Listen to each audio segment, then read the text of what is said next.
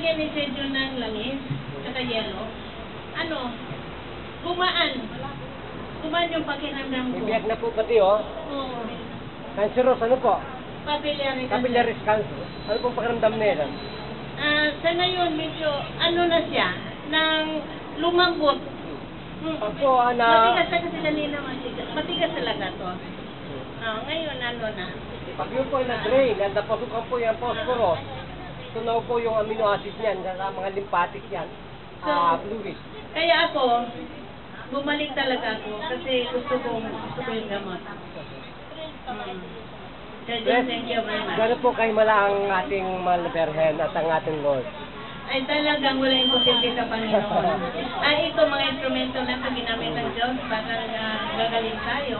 So, salamat naman sa Panginoon at kayo ang nagiging instrumento at kayo ang dinala dito para magamot yung aming mga karamdaman. Yan po ay sinisigaw ko worldwide. One God, one nation. I want them to believe that miracle is almost everywhere. Amen. Kaya salamat. Salamat sa Pero may katanungan daw pa ang Panginoon. Ano pa raw po ba ang the best na medication? Ang the best talaga, number one ang Panginoon dahil He is the healer. And basta maniwala, mananampalataya ka na siya pagagalingin ka. Sabi po ng mga gwapa, prayer daw ang pinakamabest na prayer. Prayer. Manalangin. Ano ba? Ulit po ba lahat? Amen. Amen. No. Malinaw po ba ang mata? Nanay, malinaw ang mata? Malinaw ang mata? Malinaw ang mata. Hindi nakakaloka. O press, magpasalamat po sa Lord. Sige po. Ako nagpapasalamat sa Panginoon na dinala kayo rito upang ma-share sa amin itong mga dala ninyong mga instruments na parang ma-ibsan yung aming mga karamdaman. Higit sa lahat, gusto namin gumaling talaga. Ilan pong minuto gumaling sa Lord? May ilan pong minuto press kanina gumaling kayo?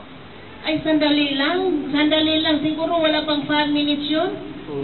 Nakuhan ko na, naramdaman ko ng uminit siya, parang sinisip-sip. Yan po ang breaking news. Ang una pong gumamit yan, mga Black Americans. At itinapon po yan sa Eastern America. At kinuha po yan ng mga samurai. Kaya po, yan po ang ating pong patnubay po sa kalusugan. Ang handog po ng Guardians Magistrate, Advocate for Democracy and Health International. Yan po si Jimadi. At ang ating pong doktor, si Dr. Dan Vicente. At Dr. Dan Sarmento, yan po yan. Dr. Dan Sarmento. Yan po ay laging live sa kanilang programa sa DWBL. 1242 kHz, News AM sa talapitan po yan ng ating mga radyo. Heart attack 2 seconds lang, diabetes. Adenosine triphosphatase, pag yan po ay na-activate, nagkaroon po ng stimulation, wala po na pong problema ang ating insulin sa endocrine gland. Muli po, nagpapasalamat sa inyo lahat. Brother June Ugaire po. Konektado po ang lahat.